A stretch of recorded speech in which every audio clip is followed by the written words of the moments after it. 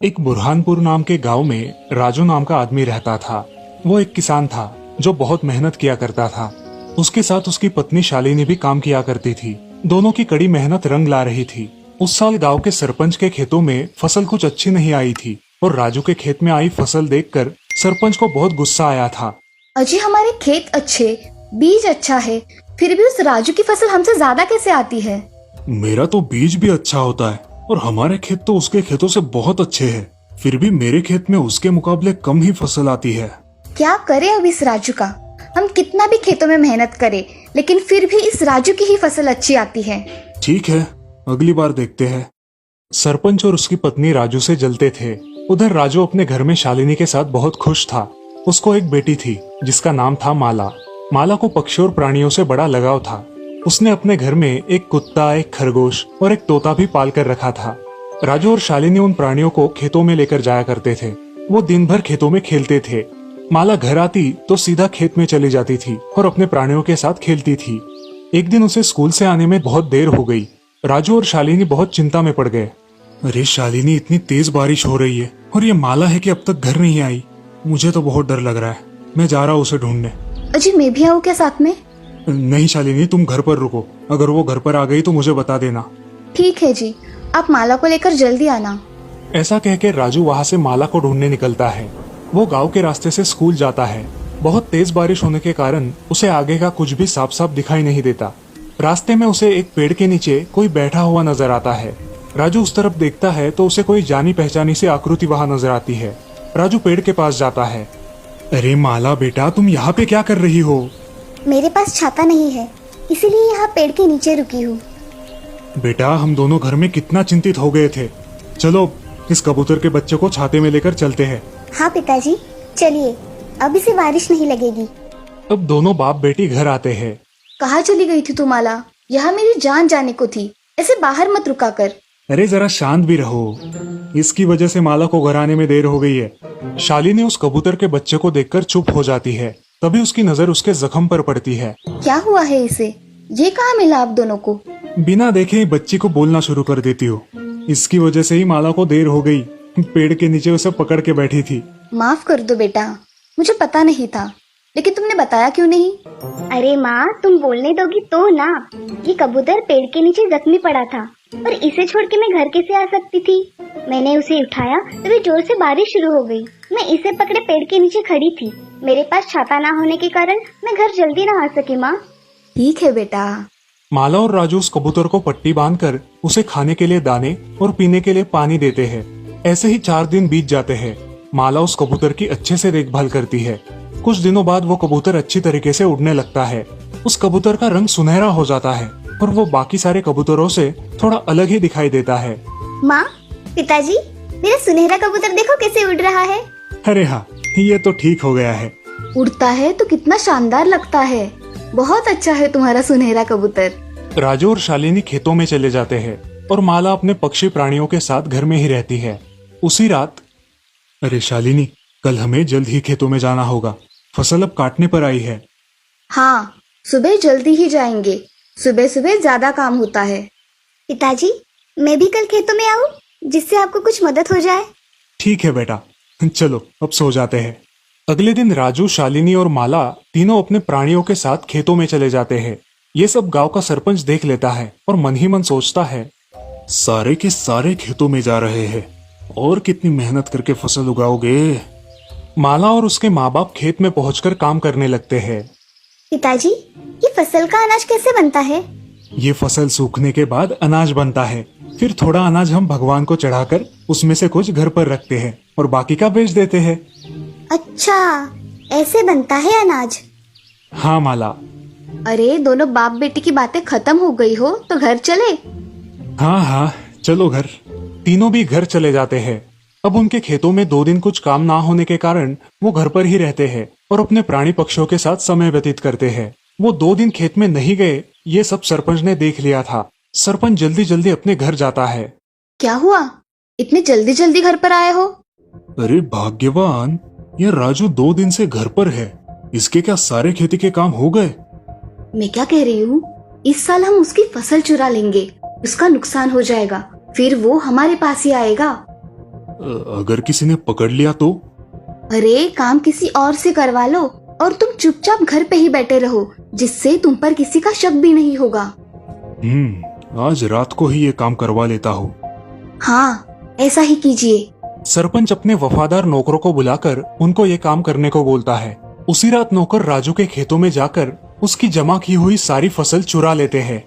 अगले दिन राजू अपने खेतों में जाता है और देखता है कि उसकी फसल गायब है। वो सारा खेत छान मारता है, मगर उसे उसकी फसल कहीं दिखाई नहीं देती। वो खेत में सोचते हुए बैठ जाता है, हे राम, मेरी पूरी मेहनत की फसल कौन चुरा कर ले गया? अब मैं क्या करूं? राजू बहुत हताश होकर घर लौट आता है। अब राजू का उतरा हुआ चेहरा देख शालिनी भी चिंता में पड़ जाती है। अजी, क्या हुआ है? आप ऐसे उदास क्यों हो? कुछ हुआ है क्या? बहुत बड़ा नुकसान हुआ है। हमारे खेत में जो भी फसल थी, सारी की सारी किसी ने चुरा ली है। क्या बोल रहे हो? ऐसा कैसे हो सकता है? हमारी खेत की फसल कोई क्यों चुरा के लेके जाएगा? क्या पता, मगर फसल तो चोरी हुई है। अब हम क्या करेंगे? इस साल कैसे गुजारा करेंगे? चिंता मत कीजिए पिताजी, कोई ना कोई हल तो निकल ही आएगा। माला के ऐसे बोलते ही वो सुनहरा कबूतर बोलने लगता है। माला, मैं एक जादुई सुनहरा कबूतर हूँ। क्या तुम बोल सकते हो? हाँ, मैं बोल सकता हूँ। मैं मेरी माँ से बिछड़कर रास्ता खो गया था और जख्मी हो गया था। उस जख्मी अवस्था में तुमने मेरी सहायता की, उसके लिए धन्यवाद। तुम सबका प्रेम और स्नेह देखकर मुझे बहुत अच्छा लगा। मैं तुम्हारी कुछ मदद करना चाहता हूँ। बोलिए, क्या चाहिए आपको? हे सुनहरे कबूतर, क्या तुम बता सकते हो कि मेरी फसल किसने चुराई है? अरे वो काम तो इस गांव के सरपंच का है। वो तुम्हारी उन्नति देखकर जलता है। 2 दिन जब तुम काम पर नहीं गए थे, तब उसने मौका देखकर तुम्हारी फसल को चुरा लिया। क्या ये सच है? सच में। अब देखो मेरा कमाल। कबूतर मंत्र पढ़कर सारी फसल राजू के घर के सामने डाल देता है और उसे वो फसल का अनाज बनाकर अपने घर में भरने को बोलता है। अब राजू बहुत खुश हो जाता है। तुम्हारा बहुत बहुत धन्यवाद, तुमने हमारे लिए इतना किया। बोलो, तुम्हें क्या चाहिए? जो भी मांगोगे वो मिल जाएगा। मुझे कुछ नहीं चाहिए। हे जादुई कबूतर, बस तुम मेरी बेटी के लिए हमारे घर पर ही रहो। ठीक है। माला, तुम्हें कुछ मांगना है? हे जादुई कबूतर, मुझे सिर्फ तुम चाहिए और कुछ भी नहीं चाहिए। बहुत साल बीत जाते हैं। अब माला बड़ी हो जाती है। ऐसे ही एक दिन माला को उस सुनहरे कबूतर की तरह और एक सुनहरा कबूतर दिखाई देता है। उसे लगता है कि वो उन्हीं का सुनहरा कबूतर है। वो उसे आवाज देती है, सुनहरे कबूतर, सुनहरे कबूतर, नीचे आ जाओ। तभी घर से सुनहरा कबूतर बाहर आकर उसे आवाज देता है, अरे सुनहरे कबूतर, तुम यहाँ हो? तो वहाँ पेड़ पर कौन है? माँ, कहाँ गई थी तुम? तुम्हारी बहुत याद आती थी मुझे। अरे, इन इंसानों ने मुझे कैद करके रखा था। अब मैं वहाँ से निकलकर भाग आई हूँ। ये इंसान बड़े दुष्ट होते हैं। नहीं माँ, सभी वैसे नहीं होते। ये माला है जिसके यहाँ मैं रहता हूँ। इसने और इसके परिवार ने मुझे बहुत प्रेम दिया। इन्होंने मेरी देखभाल की है माँ। धन्यवाद आप सबका। अरे, ये तो मेरा सुनहरा कबूतर है, इसके लिए किया मैंने सब। माला, अब मैं मेरी माँ के साथ जाना चाहता हूँ। क्या मैं जा सकता हूँ माला? तुम जाओ तुम्हारी माँ के साथ, मगर तुम्हें मुझे मिलने महीने में एक बार आना ही पड़ेगा। मंजूर, जरूर आऊंगा माला, तुम्हारे लिए। अब कबूतर उसके पास जाकर उसे एक जादुई घड़ा देता है जो उसने उसकी शक्तियों से बनाया था। माला, ये जादुई घड़ा है। तुम जितना भी चाहो उतना इसमें से सोने के सिक्के निकाल सकते हो और ये फिर से भर जाएगा। तुम इसे जरूरत के समय इस्तेमाल कर सकती हो। धन्यवाद सुनहरे कबूतर, मगर तुम मुझे मिलने जरूर आना। कबूतर अपनी माँ के साथ अपने घर चला जाता है और माला भी अपने घर में खुशी से रहती है। वो सुनहरा कबूतर महीने में एक बार उसे मिलने के लिए भी आता था। माला उन सोने के सिक्कों से गरीबों की मदद भी कर दिया करती थी और इस प्रकार माला और उसका परिवार खुशी खुशी रहने लगा था। इस कहानी से हमें ये सीख मिलती है कि अच्छे कर्मों का फल देर से सही लेकिन अच्छा ही मिलता है। केरल नाम के राज्य में मल्लमपुर नाम का एक गांव था। उस गांव के बाजू में एक बहुत बड़ा घना जंगल था। उस जंगल में तरह तरह के प्राणी थे। उस जंगल में एक हाथियों का झुंड भी था, जिसमें एक 15 साल की हाथीनी थी जो गर्भवती थी। एक दिन वो थक कर एक पेड़ के नीचे थोड़ा आराम करने बैठ गई और अपने आने वाले बच्चे के साथ बातें करने लगी। बेटा, जब तुम इस दुनिया में आओगे तो तुम्हें ये दुनिया बहुत खूबसूरत लगेगी। तुम्हें ये दुनिया बहुत पसंद आएगी। मैं तुम्हारा बहुत ख्याल रखूंगी। ऐसा बोल के वो हाथीनी सो जाती है। तभी अचानक उसके बच्चे को भूख लगती है और माँ हाथीनी की नींद खुल जाती है। मुझे खाना ढूंढना होगा, मेरे बच्चे को बहुत भूख लगी है, जल्दी से खाना ढूंढती हूँ। वो ऐसा कह के उठती है और खाने की तलाश में सारा जंगल घूमती है, मगर उसे जंगल में खाने के लिए कुछ भी नहीं मिलता। ऐसे ही खाने की तलाश में वो गांव में आ पहुंचती है। उस गांव में कुछ बुरी प्रवृत्ति के लोग रहते थे जो जानवरों के साथ अच्छा सलूक नहीं करते थे।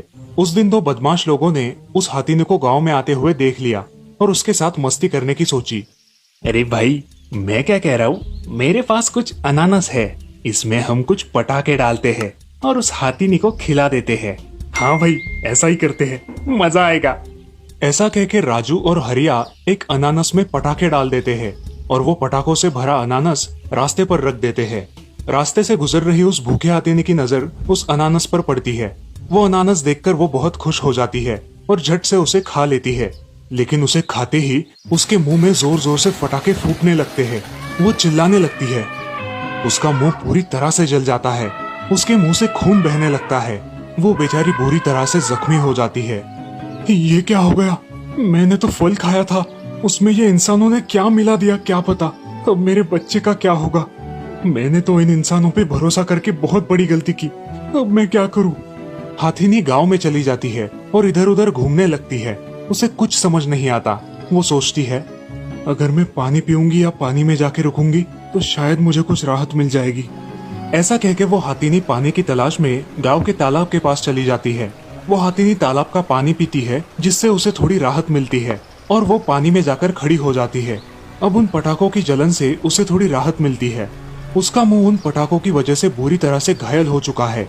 अब वो वही पानी में भूखी प्यासी बहुत दिनों तक खड़ी रहती है। कुछ दिनों बाद गांव के कुछ लोग उस हाथीनी को पानी में खड़ा देखकर और उसकी घायल अवस्था देखकर उसकी मदद करने की सोचते हैं और गांव वाले कुछ और हाथियों को साथ लेकर उसकी मदद करने के लिए जाते हैं। लोग बाकी हाथियों की मदद से उसे बाहर निकालने की कोशिश करते हैं, मगर वो हाथीनी बहुत थक गई थी और थकान के कारण वो पानी से बाहर नहीं निकल पाती। खाना ना मिलने की वजह से वो और उसका बच्चा भी तड़प रहे थे और दोनों भी बहुत कमजोर हो गए थे। ये हाथीनी तो बाहर ही नहीं आ रही, ये हमसे बाहर नहीं आ पाएगी, हमें कुछ अलग सोचना चाहिए। अरे मैं सोच रहा हूँ कि हम वन के अधिकारियों को बुलाते हैं और उनकी मदद से हाथीनी को बचाएंगे। मैं आज ही वन के अधिकारियों को फोन लगाता हूँ। अब सारे गांव वाले वन अधिकारियों का इंतजार करने लगते हैं। हाथीनी अपने बच्चे से मन ही मन बात करती है, बेटा, ये दुनिया बहुत सुंदर है और तुम भी इस दुनिया की तरह बहुत सुंदर हो। इस दुनिया के कुछ बुरे लोगों ने मेरे साथ धोखा किया है, जिसकी वजह से मैं तुम्हें खाना भी नहीं दे सकती। मैं तुम्हें इस दुनिया में लाना चाहती हूँ, मगर अब मुझे यह नामुमकिन के बराबर लग रहा है। ये फल मुझे मार देगा और मैं तुम्हें हमेशा हमेशा के लिए खो दूंगी। माँ, मनुष्य हमें क्यों मारना चाहते हैं? ये हमसे ऐसा बर्ताव क्यों करते हैं माँ? माँ, मैं सांस नहीं ले पा रहा, क्या हो रहा है मुझे माँ? अब हाथीनी बहुत रोने लगती है क्योंकि वो अपने बच्चे को बचा नहीं सकती और थकान के कारण वो पानी में डूबने लगती है। तभी उस गांव में वन अधिकारी आ जाते हैं और उस हाथीनी की अवस्था देखकर गांव वालों पर क्रोधित होते हैं। अरे ये हाथीनी तो गर्भवती है, इसे जल्द ही पानी से बाहर निकालना होगा। जल्दी हाथियों की सहायता से इसे बाहर निकालने की कोशिश करो। ये निंदनीय कृत्य किसने किया है? हमें भी नहीं पता साहब, मगर ये हाथीनी गांव में घूम रही थी और आखिर तालाब में आकर खड़ी हो गई। हमने उसे देखा और आपको फोन कर दिया। अब उस हाथीनी को फिर से हाथियों की सहायता से बाहर निकालने की कोशिश करते हैं। उसे एक रस्सी से बांधकर बाहर खींचने की कोशिश करते हैं, लेकिन बहुत थकान की वजह से वो हाथीनी बाहर नहीं निकल पाती और जिंदगी की जंग हार जाती है। वो हाथीनी पानी में डूब जाती है और उसके साथ साथ उसका वो नन्हा बच्चा भी। उसे निकालने की कोशिश करने वाले हाथी भी रोने लगते हैं और इस तरह कुछ चंद इंसानों के मनोरंजन की सजा बेचारी हाथीनी और उसके बच्चे को भुगतनी पड़ती है। हमें उम्मीद है कि इस कहानी से आप कुछ सीखेंगे और सभी प्राणियों के प्रति इंसानियत दिखाएंगे।